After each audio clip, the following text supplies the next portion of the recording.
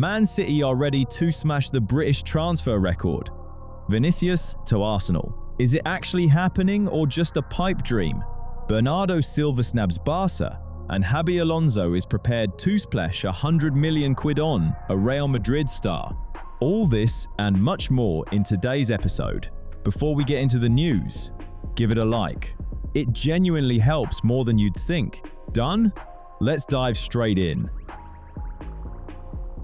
Atletico Madrid's pursuit of Bernardo Silva is starting to look less like a transfer rumor and more like a genuine statement of intent. According to Marca, the Spanish club have placed the Portuguese above every other target this summer. And they're not bothered by Barcelona's interest, nor the threat of Real Madrid circling. Simeone's side believe they can offer Bernardo something the big boys simply can't: unconditional status. He wouldn't arrive to fight for recognition in a squad full of superstars. He'd inherit a defining role in the project, and Atletico are prepared to go all the way to make it happen. For years, Bernardo ran himself into the ground at Manchester City, often sacrificing personal recognition for the collective. Atletico's pitch is a completely different conversation. Come here, and you're the face of the next chapter. Yes, competing with Barcelona is no small thing. The Catalans have admired him for a while, and their style suits his game perfectly. But at 31, priorities shift. Maybe Bernardo's no longer just chasing medals. Maybe he wants tactical freedom and genuine influence on how a team plays. And for that kind of emotional intensity, that raw, relentless environment, Simeone's lot are the obvious answer. You either buy in completely or you don't survive. Bernardo, with his intelligence and everything he's absorbed at one of history's greatest city sides, could absolutely extend his career as the main man in a project built around him. If he picks Atletico over the traditional giants, that's a very loud message, and it'll echo all season long. The Vinicius to Arsenal noise right now is absolutely deafening. Apparently, Mikel Arteta walked straight into the boardroom and personally pushed for this one. If you believe the whispers from the touchline, the Brazilian has been on the Spaniards' wish list for a long time. Arteta sees him as the missing piece in an otherwise immaculate machine, and the timing couldn't be better. Vinicius has been dropping in value from a peak of £170 million when he was arguably the most expensive player on the planet. He's slid to 145 million, then 130 million, and now he's sitting at around 120 million. For Arteta, that's a bargain, a discount on a top-shelf product. And there's one thing, squeezing Real Madrid here, Vini's contract. The current deal runs out next summer, and the Brazilian is in absolutely no rush to put pen to paper on a new one. So Florentino Perez faces a classic dilemma: sell this summer or extend. The third option, letting him walk for nothing in 12 months, is simply not something Perez will ever stomach. For Vinicius, Arsenal makes genuine sense right now. The Gunners just won the Premier League, made a Champions League final. That whole always fourth narrative is well and truly buried. Arteta is the frontrunner for the title again next season, especially with Pep Guardiola gone from Man City. City are going to suffer without him, make no mistake. And Arsenal have the money. 100 million for Vinicius? Completely manageable. If Vini digs his heels in, Perez might let him go for 100, possibly less, just to avoid getting absolutely nothing. Right, quick one. I know there are people who've watched this channel for years and have never once hit the like button. I respect the commitment to staying off the grid, but I promise you, the FBI won't be knocking on your door if you give this video a thumbs up. Go on, break the system, I won't tell a soul. Anyway, back to it, because here's where it gets properly interesting. Jose Mourinho is now the man at the Bernabeu, and Vinicius, he's not exactly the easiest lad to manage. Mourinho could simply turn to Perez and say, "No player, no problem," especially given the president is already dreaming of a full squad overhaul. Shift the troublemaker, reinvest in shiny new toys. Tidy. Yes, Arteta would inherit all the drama, but in London, away from the circus of the Bernabeu, Vini might actually calm down and get on with it. Personally, I wouldn't be remotely surprised if he's gone this summer. The storm's been brewing for a while. Xabi Alonso didn't leave under the best of circumstances. His clashes with Vinicius were a significant factor.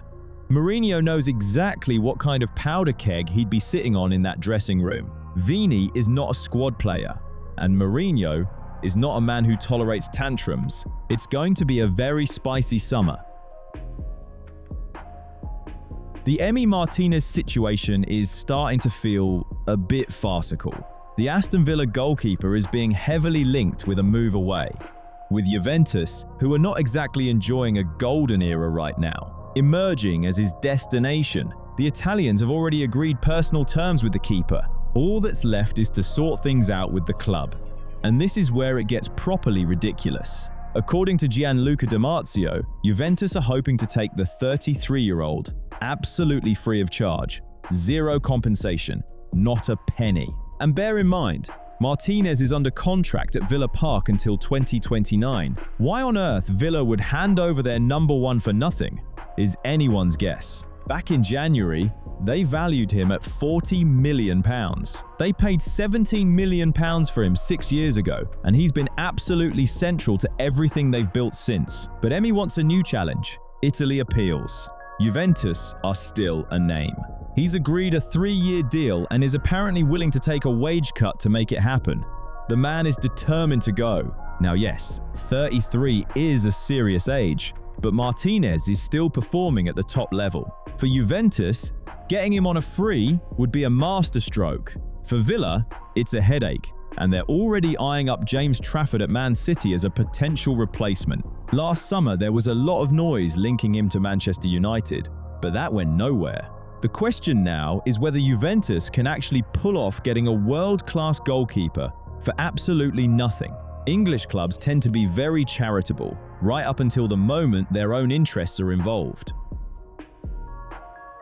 Chelsea's new head coach Xabi Alonso has his summer target locked in, and he wants Arda Güler. The young playmaker is set to be the centerpiece of Chelsea's long-term strategy at Stamford Bridge, going into 2026 to 27. An exclusive from Ekrem Konar confirms it.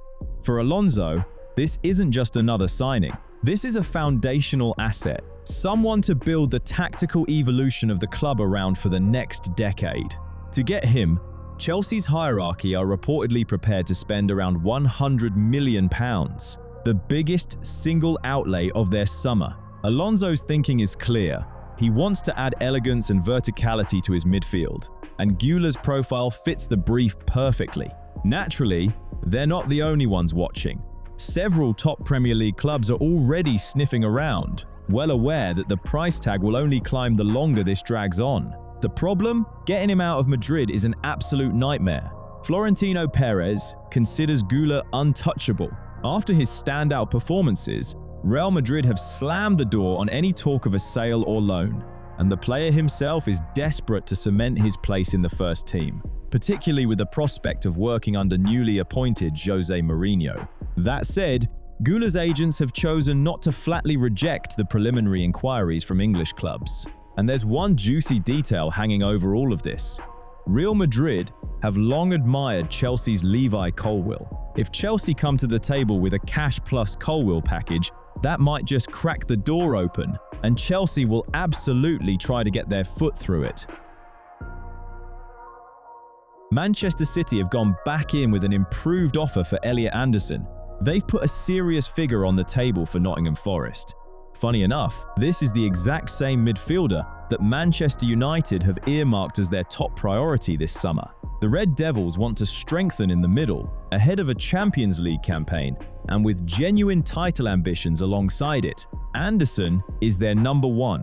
He had a brilliant season personally, even if Forest was scrapping to stay up. City are considered the favourites in this race, and Anderson himself is apparently leaning towards the Etihad. But United haven't given up. The Old Trafford brass are ready to pile gold at the lad's feet to get him into Michael Carrick's squad. Last week, Forest knocked back City's offer of around £80 million. Not enough. They want north of 100. And then David Ornstein at The Athletic drops the latest. Forest have now rejected a verbal offer from City, that was worth more than £100 million. More precisely, 106 million guaranteed, with add-ons taking it past 120 million. Right, £106 million for a footballer is obviously extraordinary. But honestly, what impresses me more is the willpower of people who've watched this channel repeatedly and still won't hit subscribe. That's a very specific kind of protest. Let's end the silence. Subscribe, turn on the notifications, otherwise you'll miss how this whole saga ends, and you'll be that person in the comments asking, wait, what happened? Back to the numbers. Forest want to break the British transfer record. That £125 million Liverpool paid Newcastle for Alexander Isak last summer. Manchester United are watching this bidding war from a comfortable distance and want absolutely no part of it. Their approach is simple. Focus on the players who actually want to come. And Anderson? He's already convinced he's going to City. Sources say the dialogue is progressing well, and a deal north of £100 million is a matter of when, not if. The lad's still got 3 years on his contract, and City's hierarchy believe their latest offer is fair. Now they're deciding whether to nudge it up or sit tight and wait for Forest to blink. Anderson himself wanted the move wrapped up before the World Cup so he could go into the tournament with a clear head. That's probably not happening now, but a compromise is coming. He's going.